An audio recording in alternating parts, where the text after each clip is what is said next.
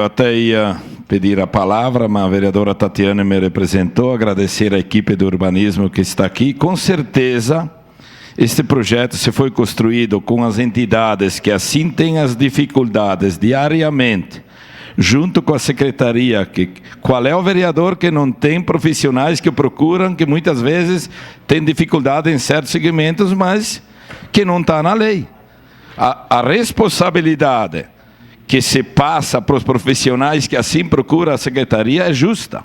É para facilitar, é para que não pese tudo nas mesmas costas. Quanto a essa questão, a vereadora Rosa citou aqui do estacionamento naqueles afastamentos, desde que se respeite o espaço, principalmente dos cadeirantes, eu sou totalmente a favor. Eu vou citar um exemplo. Tu chega com uma pessoa idosa, num edifício que tem um grande afastamento, se tu quer estacionar ali para desbarcar o idoso para ir no médico, muitas vezes não tem.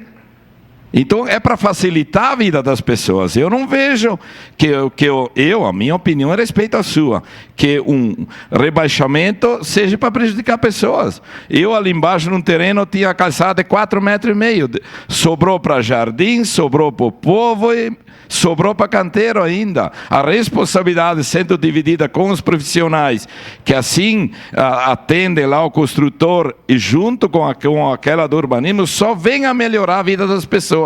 E ali está posto também a responsabilidade maior no deficiente, na calçada. Então tem muita maioria coisa boa. Com certeza um projeto proposto pelas entidades, pelas dificuldades, com muitas mãos, muitos profissionais de todo segmento e de quem representa o construtor, é mais assertiva e é para o bem da comunidade e não para dificuldade. Bom, quanto ao decreto, um governo não faz um decreto a capricho, ele faz de acordo com a necessidade. Agora, nós sim, muitas vezes um decreto vindo de outra esfera, a gente tem que aceitar. Infelizmente, a régua serve para todos os lados, mas não é um decreto a capricho, é da necessidade. Eu tenho essa opinião.